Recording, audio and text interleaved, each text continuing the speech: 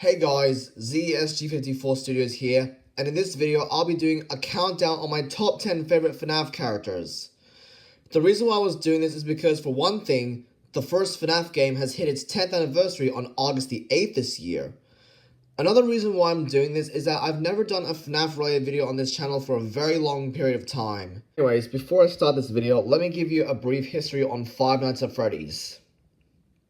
You see, Scott Cawthon, the developer of Five Nights at Freddy's, got negative reviews on one of his older games called Chipper & Sons Lumber Co.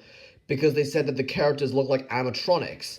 And Scott decided to make another game that's about animatronics, and it would be way scarier. That idea became Five Nights at Freddy's. Since the release of the first game, the FNAF franchise has gained tons of sequels, books, merchandise, and even a movie which just came out last year. I've pretty much had a go and completed most of the FNAF games, besides FNAF 4 I think. Now without further ado, let's get onto this list of my favorite FNAF characters. Number 10 is Circus Baby from Five Nights at Freddy's sister location. This large animatronic clown character is the mascot of the defunct Circus Baby's Pizza World, and is a sophisticated yet sinister animatronic. What I like about Circus Baby is the design and a voice provided by Heather Masters, who does a great job voicing her. What's interesting is that Baby actually manipulates the player in sister location in order to take control of the body as Ennard, despite helping the player throughout most levels in sister location. Number 9 is Mangle. One interesting thing about Mangle is her backstory. You see, she was originally built in the late 1980s in the newly improved Freddy Fazbear's Pizza, but some young kids would actually tear her apart, and the staff at the pizzeria would let her become a take-apart and put-back-together attraction afterwards, which is why they dubbed the model as the Mangle. Did you know that Mangle's gender, or genders, are heavily debated among the FNAF community, and is often used as a joke? Scott Cawthon pretty much confirmed the character as yes at one point. Gina Rundis also does a great job at giving her a both-gender type of voice. Not to mention that the design of Mangle is overall just fear-inducing and really cool. Number 8 is the Puppet. Also known as the Marionette, this entity is an animatronic puppet character first appearing in FNAF 2.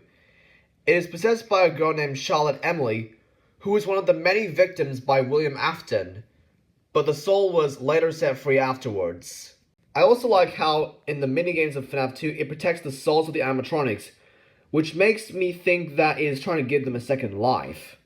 To keep the puppet from escaping, you must wind up its music box in camera 11 frequently.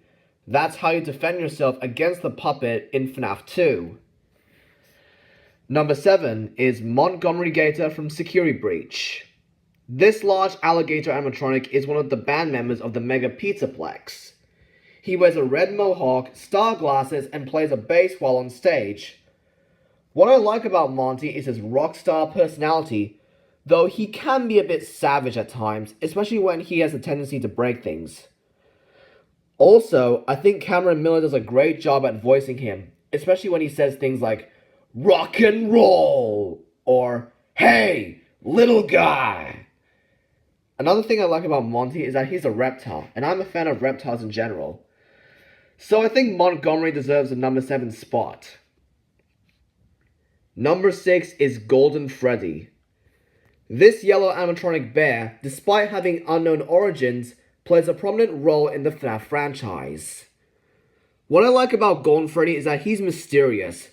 What I do know about him is that he's haunted by the spirit of a child whose true identity is not known for sure. In FNAF 1, it is pretty rare to encounter Golden Freddy, but you can do that in the West Hall corner camera.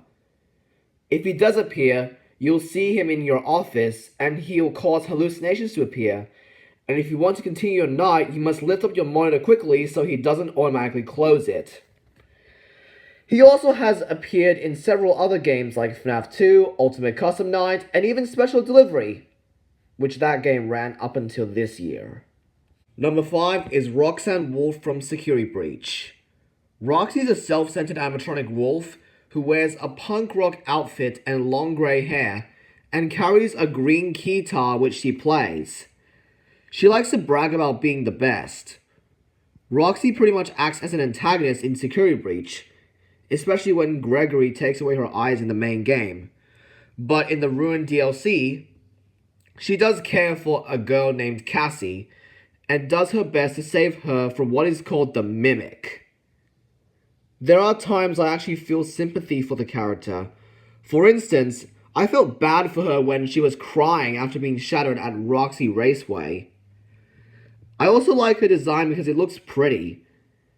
One more thing I like about Roxy is that her voice performance by Marta Svitek, sorry if I mispronounce her last name, is great. It suits the character very well. So overall, I think Roxy deserves the number 5 spot. Number 4 is Glamrock Freddy. Okay, I promise that this will be the last Security Breach character I'll put on my list. This incarnation of Freddy Fazbear is the leader and mascot of the Mega Pizzaplex. While most of the other animatronics were corrupted by Vanny's power during the middle of a performance, Glamrock Freddy was not affected and tries to help a boy named Gregory, who I just mentioned before, where he serves as an ally. What I like about Glamrock Freddy is that he is one of the animatronics in the FNAF franchise that actually helps the player, for the most part. He is friendly, honest, and agreeable, and he does his best to protect Gregory. And furthermore, I also like Kellen Goff's performance as the character's voice. By the way, Kellen Goff also voiced Funtime Freddy, Molten Freddy, as well as Foxy in the FNAF movie. How cool is that? Number 3 is the original Freddy Fazbear himself. This character is the titular character of the entire franchise as one of the 4 main animatronic characters in Freddy Fazbear's Pizza. He's a brown animatronic bear and the star attraction of his location, and is pretty much friendly towards children who meet him. But what's surprising about Freddy is that the soul that now possesses him is that of a little boy called Gabriel, who was murdered by William Afton. And to get revenge on the murderer, Freddy along with his bandmates have to seek revenge against the murder by killing any similar looking adults in the pizzeria after hours. In other words, he wants to save his and his friends' own souls. What I like about Freddy Fazbear is that he's pretty sinister, and he's basically one of the stars of indie horror in general. His design is also very well made. While he can be a bit charming in some aspects, especially when the pizzeria is open during the day, he does get pretty sinister at times, especially in the dark when the pizzeria is closed for the night. For instance, if you run out of power in FNAF 1, Freddy lights his face up in the left door while a music box rendition of the Tornado March plays before he finally jump scares you to death. In most of the FNAF games, he's mostly silent like the other original animatronics, but he does have a voice provided by Tim Simmons, which was in FNAF AR Special Delivery before the game was shut down. So therefore, I think Freddy Fazbear is a great horror character and a terrifying antagonist in the FNAF series. But he does have a good side as well. At number 2 is William Afton, sometimes referred to as Purple Guy. This character, who is the main antagonist of the Click Team series of FNAF 1, was the co-founder and owner of Fazbear Entertainment and Afton Robotics LLC. He is a serial killer who is responsible for not only the missing children incident, where he lured a group of children into a room before killing them, but also various other incidents throughout the series. I think William Afton is a pretty good antagonist for a game series, mainly because he's evil and sadistic, and he's the one who sparked the downfall of Fazbear Entertainment. I also know some of his most iconic moments in FNAF history, like the time where he turned into Springtrap in FNAF 3, which is his animatronic incarnation in that game. Speaking of his incarnations, he also appears in FNAF 6 as Scraptrap and most recently in Security Breach as Burntrap.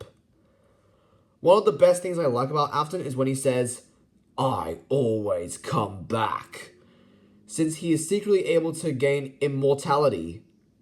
And those are the reasons why I think William Afton deserves this spot on my list. Before I get to number 1, here are some honorable mentions. Bonnie and Chica from FNAF 1.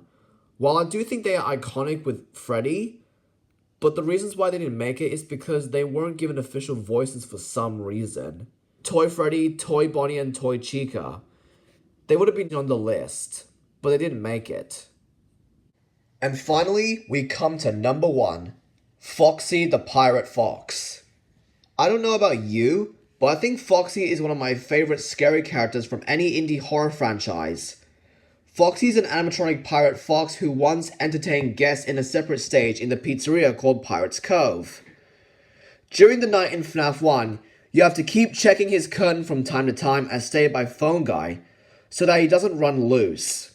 If he does though, you have to block the left door quickly before he screams at you. Some of the reasons why I like Foxy is the fact that he's pretty unique among the original classic animatronics in FNAF 1. He can also be pretty frightening at times, especially when he charges at you down the West Hall.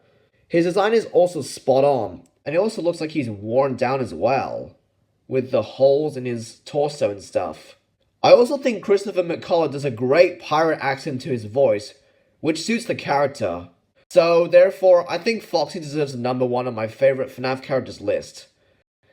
And there you have it, my top 10 favorite FNAF characters video. And by the way, I can't wait to see the Five Nights at Freddy's 2 movie when it comes out next year in theaters. Anyways, if you enjoyed this video, make sure to leave a like, subscribe, and turn on notifications so you don't miss anything. This is ZESG54 Studios, signing off and saying thanks for watching. This has been a production of